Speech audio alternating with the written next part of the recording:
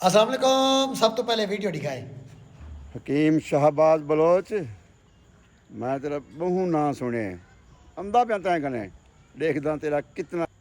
तो हाँ भाई फैजो बिरा क्या हाल है, खैरियत? लव यू थी गया ते भाई जान तेरे वास्ते चीज़ मैं तैयार की बैठा हूँ। मैं सुता पिया मैं ते नींदरों उठा तो मैं हालत थोड़ी एक तो को आपको पता ही हो जी है।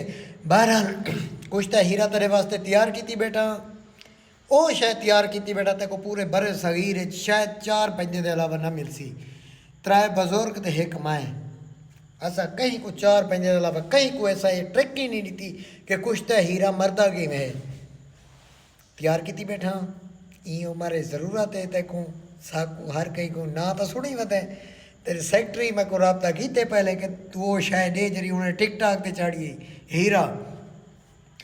मैं ताबेदार बस में धमकी ना दे आ वन शायद तैयार है कुछ तो हीरा। मैं मेरा दा ताबेदार हाँ। बहुत सारे लोग हैं कि अमेरिका कनेडा इडो उडो रबता की थी मैं। बहरहाल कुछ तो हीरा तैयार है। वो शाय है कि एक हाथे चांद ते दूसरे हाथे सूरज हकीम ले के फिरदे वदन ते अगला ट्रिक नहीं देना है।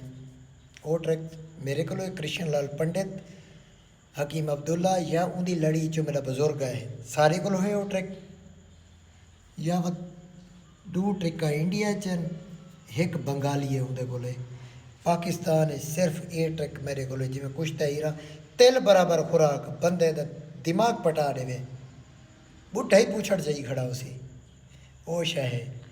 ताबेदार निद्रो उखड़िया खड़ा बहरहाल लव यू थी गया आ वन जेड़े वेले आ रहे बिरा दा ताबेदारा लव यू।